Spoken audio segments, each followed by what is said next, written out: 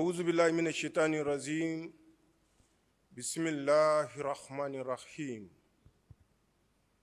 Nigériennes, Nigériens, mes chers compatriotes. Demain, 26 mars 2026, par la grâce d'Allah, le clément, le miséricordieux, nous célébrerons le premier anniversaire de la charte de la refondation. La promulgation de cette charte est intervenue au terme d'un processus endogène et inclusif que nous avons enclenché au lendemain des événements du 26 juillet 2023.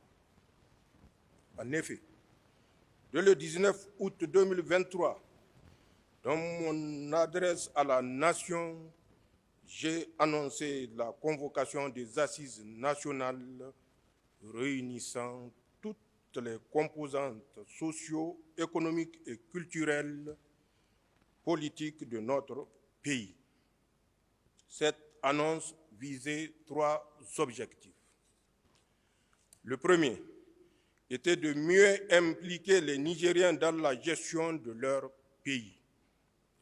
Nous sommes convaincus, en effet, que la marche d'un pays ne peut se décider seulement par le haut ou par quelques partis politiques et autres associations, mais requiert plutôt un véritable processus participatif. Le second objectif était de donner corps à l'élan populaire et patriotique né après les événements du 26 juillet 2023 qui ont vu le peuple nigérien se lever comme un seul homme pour sa souveraineté et sa dignité. Enfin, le troisième objectif était, conformément à nos traditions millénaires de dialogue et de compromis, de permettre aux Nigériens, tous ensemble, dans l'union des cœurs et des esprits, de faire sans complaisance le point sur la situation socio-économique et politique de notre grande nation pour mieux poser les nouveaux principes et orientations générales devant désormais régir la vie de notre pays. C'est ainsi qu'à l'issue de nos assises nationales tenues du 15 au 20 février 2025, les participants ont fait de pertinentes propositions dont la plus importante reste incontestablement l'adoption d'une charte de la refondation.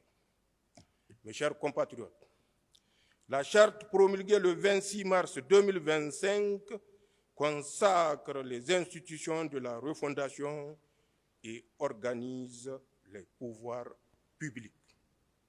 Elle consacre surtout, en se fondant sur notre expérience nationale et notre expertise endogène, des valeurs et principes fondamentaux et immuables que les Nigériens doivent s'approprier et préserver aujourd'hui, à l'avenir et pour toujours, quel que soit le gouvernement et les circonstances. Il s'agit là de plusieurs acquis arrachés par le peuple nigérien dans sa lutte pour la souveraineté et le développement depuis la prise du pouvoir par le Conseil national pour la sauvegarde de la patrie. Parmi ces valeurs et principes se trouve notamment la défense de la souveraineté de notre pays.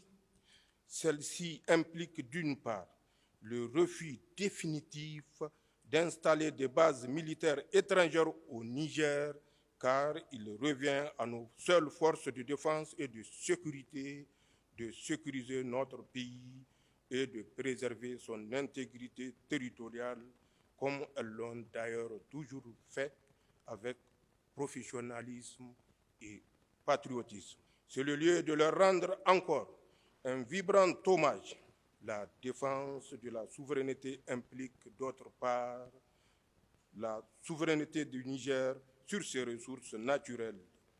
Désormais, L'exploitation des ressources du pays doit profiter au Niger et aux Nigériens. L'obligation de publier au journal officiel les contrats de prospection et d'exploitation des ressources naturelles et du sous-sol, ainsi que les revenus versés à l'État, désagrégés société par société. La nécessité de prendre en compte les intérêts du pays dans toute convention ou traité signé par le Niger. L'inviolabilité des biens publics pour ainsi rendre sacré ce qui nous appartient à nous tous. Le caractère imprescriptible du crime de haute trahison. La consécration de certaines de nos valeurs socio-culturelles et traditionnelles. La reconnaissance du mariage entre un homme et une femme comme base naturelle et morale de la communauté humaine. Mes chers compatriotes, la promulgation de la charte, c'est aussi la définition d'un nouveau contrat politique entre le peuple souverain et ceux qui ont la lourde responsabilité de présider aux destinées du Niger et de sa refondation. En vertu de ce nouveau contrat, chacun, dirigeant ou citoyen, a un rôle à jouer et doit l'assumer pleinement, car c'est la condition de base de la réussite de notre grande ambition de faire du Niger un pays véritablement souverain et prospère. La responsabilité des citoyens nigériens est de rester unis, solidaires, résilients, et résolument engagés pour soutenir les politiques publiques et la défense de notre chère patrie. C'est le lieu de saluer la mobilisation historique des Nigériennes et des Nigériens lors de ma tournée en profondeur dans les régions du Niger du 4 au 5 octobre, puis du 8 au 20 novembre 2025. Avec une telle mobilisation qui traduit en même temps leur niveau de soutien et d'engagement pour la refondation, il n'y a aucun doute que nous réussirons ensemble à relever tous les défis auxquels nous faisons courageusement face. Quant aux gouvernants, leur devoir est de gouverner par l'exemple, en gérant les affaires publiques avec probité, dans la transparence et l'efficacité. Il leur incombe d'intérioriser le principe de redevabilité qui oblige les gouvernants à rendre régulièrement compte au peuple de la mise en œuvre des politiques publiques et l'exécution de leurs missions respectives. À ce propos, j'ai instruit le gouvernement de s'atteler à cet exercice dans les prochains jours pour permettre aux Nigériens de mieux saisir non seulement les défis auxquels nous faisons face, mais également les progrès effectivement réalisés et les perspectives à venir pour notre pays.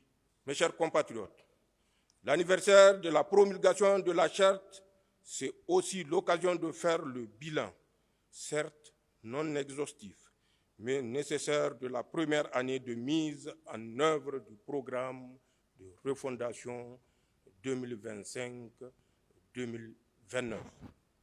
J'aimerais à ce propos évoquer quelques grandes réalisations que nous avons accomplies et qui vont impacter la vie des Nigériens à court et moyen terme. Ces décisions et mesures sont inédites de par leur portée et leur sens profond. Elles sont de nature à impulser un changement véritable dans la gouvernance de notre pays et nos objectifs de développement. Elles permettent de donner une nouvelle trajectoire à notre pays pour emprunter désormais le chemin de la souveraineté véritable et du progrès pour tous. Sur le plan politique et institutionnel, Nous avons réussi à normaliser la situation politique de notre pays. En effet, nous avons non seulement installé toutes les institutions prévues par la Charte, mais également fait reposer l'exercice du pouvoir d'État sur le droit, sur le plan sécuritaire. Nous avons réussi à stabiliser la situation sécuritaire. Nos vaillantes forces de défense et de sécurité ont bien le contrôle de la situation sur le terrain en dépit des attaques subies par notre pays ces dernières semaines et la guerre informationnelle que nous mènent nos ennemis. Nous avons désormais repris l'initiative sécuritaire et agissons en toute liberté. Nos forces de défense et de sécurité, au niveau national ou dans le cadre confédéral, planifient et conduisent les opérations sur le terrain sans dictat ni injonction et les multiples succès engrangés sont édifiants. Sur le plan des infrastructures, comme nous pouvons tous le constater, de nombreuses infrastructures sont en cours de réalisation, qu'il s'agisse notamment de classes, d'amphithéâtres, de centres de santé, d'aménagements hydrauliques ou hydro-agricoles, de pistes, de routes et de logements sociaux. Ces réalisations sont importantes surtout dans notre contexte où certaines puissances cherchent à asphyxier notre pays économiquement et financièrement. Je sais également que nous devons de redoubler d'efforts pour répondre aux attentes nombreuses et légitimes de nos compatriotes. Je tiens alors à vous dire, mes chers compatriotes, que ma tournée dans la région évoquée plus haut m'a permis de constater de visu l'état du pays et de recueillir vos doléances. Aussi, le gouvernement du Conseil national pour la sauvegarde de la patrie mettra tout en œuvre pour y remédier ou y apporter un début de solution, comme nous tentons de le faire avec le désenclavement de Terra et l'approvisionnement de la dite localité en eau potable, Inch'Allah. Sur les plans de l'éducation et de la santé, d'importants efforts sont en train d'être fournis pour améliorer la qualité de nos systèmes éducatifs et sanitaires. La création de collèges scientifiques, de lycées scientifiques de jeunes filles, mais aussi la dotation de plusieurs de nos centres de santé en matériel de dernière génération participe à ces efforts. À cela, il faut ajouter le recrutement en cours de plus de 11 000 contracteurs de l'éducation et 6 000 agents de santé en projet. Aussi, dès que les conditions financières le permettront, d'autres recrutements suivront dans tous les domaines de la fonction publique de l'État pour non seulement donner un emploi à notre jeunesse engagée et dynamique, mais également assurer un service public de qualité à la hauteur des attentes de nos vaillantes populations. Sur le plan socio-économique, d'abord, nous avons procédé à la reconduction ou au maintien des mesures de réduction des prix des matériaux de construction, du prix de vente de l'essence à la pompe, des frais médicaux et chirurgicaux, entre autres. Il ne s'agit pas d'une simple mesure sociale de bienfaisance. Il s'agit plutôt, suivant notre nouvelle approche politique, de mieux soigner le plus grand nombre de nos compatriotes et d'en faire des agents économiques. C'est un changement important de paradigme quand on sait que toutes les politiques publiques jusqu'ici mises en œuvre ont consisté à mobiliser les ressources de l'État pour principalement les orienter vers les agents publics.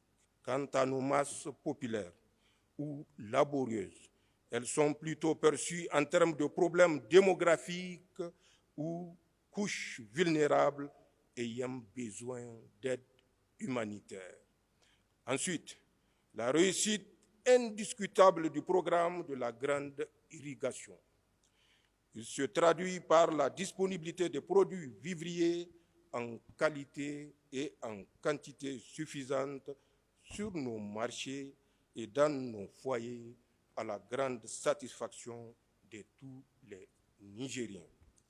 La réussite de ce programme est la preuve que la première richesse du Niger demeure ses terres agricoles et de pâturage, à rebours des thèses calamiteuses qui nous présentent comme un pays aride et non propice à l'agriculture pour ainsi nous réduire éternellement à vivre des périodes de soudure et à tendre la main pour nourrir nos populations. Il s'agit là également d'un changement politique majeur qui fait désormais de l'agriculture une base essentielle de notre développement économique. Cela est d'autant une réalité que la production agricole est accompagnée de la création d'entreprises à tous les niveaux du processus, qu'il s'agisse de la production à proprement parler ou de la transformation et de la commercialisation. C'est le lieu de saluer les efforts de tous ceux qui ont permis la création de nouvelles entreprises. En effet, aussi bien dans le domaine agroalimentaire que de la métallurgie et des autres secteurs économiques, 64 unités industrielles ont été créées pour plus de 7000 emplois fournis. Mes chers compatriotes, c'est enfin sur le plan de l'exploitation de nos ressources naturelles que nous avons engrangé le plus de progrès. En effet, nous avons non seulement nationalisé notre uranium, mais également réussi avec nos ressources et compétences propres à maintenir la production. C'est un message fort à l'endroit de tous les partenaires actuels et futurs du Niger que le grand peuple nigérien finit toujours par reprendre ses droits lorsqu'il est injustement trompé et pillé. C'est l'héritage en termes de ressources, mais aussi d'engagement que nous léguons aux générations futures et qu'elles doivent préserver jalousement pour que personne ne vienne encore spolier nos biens et pour toujours. Les Nigériens doivent définitivement s'en convaincre.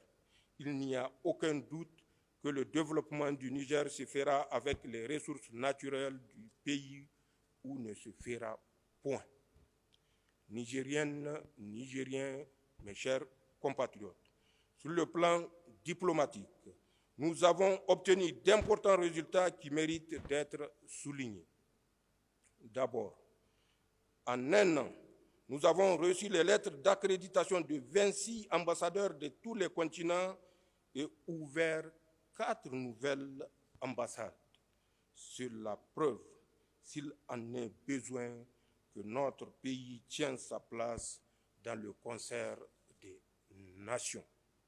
Ensuite, dans toutes les instances internationales, y compris aux Nations Unies, nous avons clairement exposé la nouvelle vision politique du Niger qui consiste dans le respect de notre souveraineté et de la défense des intérêts de notre pays. Enfin, nous avons œuvré ensemble avec nos frères du Burkina Faso et du Mali à rendre opérationnelle notre Confédération des États du Sahel.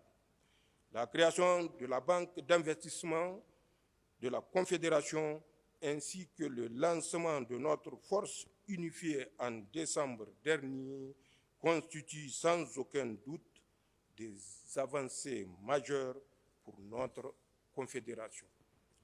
Nigériennes, Nigériens, mes chers compatriotes, je ne peux terminer sans évoquer la situation au Moyen-Orient et dans plusieurs autres pays en guerre qui nous préoccupe au plus haut point car elle a des répercussions sur notre situation économique et notre sécurité. Elle nous préoccupe également car elle touche des peuples frères confrontés à l'injustice et à la guerre meurtrière et destructrice qu'ils n'ont pas choisie. Nous avons une pensée pieuse pour toutes les victimes causées par cette barbarie. Ces drames peuvent être pourtant évités pour autant que tous les acteurs de la scène internationale fassent preuve de retenue et se conforment au droit international.